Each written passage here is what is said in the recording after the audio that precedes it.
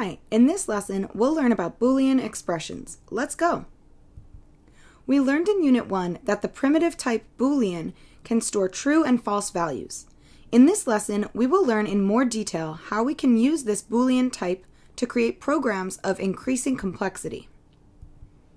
What makes Booleans a particularly useful data type is the fact that they can use relational operators to store true-false information. Relational operators are constructs in programming that allow us to compare the value of two expressions. This is a full list of all the arithmetic relational operators that can be used to evaluate Boolean expressions in Java. You may be familiar with these operators from math class. We can actually set the value of a Boolean data type equal to a relational operator. In this case, we are creating an expression that evaluates whether or not the value of x is greater than the value of y. If x is greater than y, then the value of the Boolean expression greater than will evaluate to true. If we change the relational operator to evaluate if x is less than y, the value of greater than would evaluate to be false, as the value of y is less than the value of x. We use these relational operators to compare the primitive types int, double, Boolean, and char. Let's try to evaluate a couple of Boolean expressions of our own. Come up with the correct answer to both of these problems. In the first, write an expression that evaluates true if the grade is above 89, and in the second, write a Boolean expression that evaluates true if the variable key is equal to q. Pause this video while you try to solve these problems. Here are the correct answers. Did you get them right? In the first example, we set has an A equal to grade is greater than 89, because any value over 89 should be considered an A. We could have alternatively written grade is greater than or equal to 90 for this expression to work correctly. For the second, we want to evaluate true only if key is equal to the character uppercase Q. We set isCorrectKey to the Boolean expression key double equals uppercase Q to do so.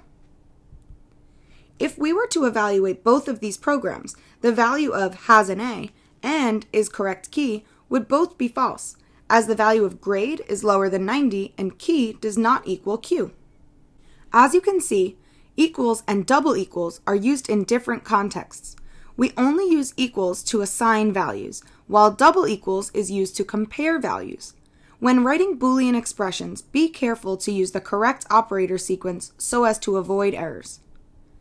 We can also use the relational operators double equals and not equal to when comparing reference types. However, it's important to be careful when using relational operators with reference types, as their behavior is a little different than when comparing primitive types. While we would assume that both rect1 and rect2 would be equal to one another because they contain the same information, the reality is that they refer to two separate rectangle objects. When they are compared to one another in test 1, the expression evaluates to false because they are not the same object. If we assign rect1 to the value of rect2 and run the same test, the Boolean expression test1 will evaluate to true because both variables point to the same rectangle object. Double equals is concerned with whether the two variables or values are equal, not if they are equivalent. This is an important distinction to make when using Boolean expressions. Remember that we can use the equals method to compare string literals. Let's try an example problem. Brainstorm the steps that you would need to take to complete this problem. Pause the video while you try to find the answer. Here is a sample solution for the different steps that this problem requires. Let's take a look at the first step, where we need to ask the user to input their age. First, we need to import the scanner class so that we can be prepared to receive user input. Then we need to create a scanner object and ask the user to input their age. Next, we need to store the user input in a variable. We can do this by using the nextInt method. This is where our new skills are being used. Here we need to create a Boolean value that stores whether or not the user is old enough to vote. Since the voting age in the US is 18, we want the value of the Boolean to be false if the age is less than 18. Therefore, if the age is greater than or equal to 18, then the Boolean should be true. we write age is greater than or equal to 18 so that the Boolean will express the correct value when the user input is gathered. And finally, we need to print the result. We can do that by using concatenation to put both the string old enough to vote and the Boolean variable in the same expression. Now we've created a program that determines whether a user is old enough to vote.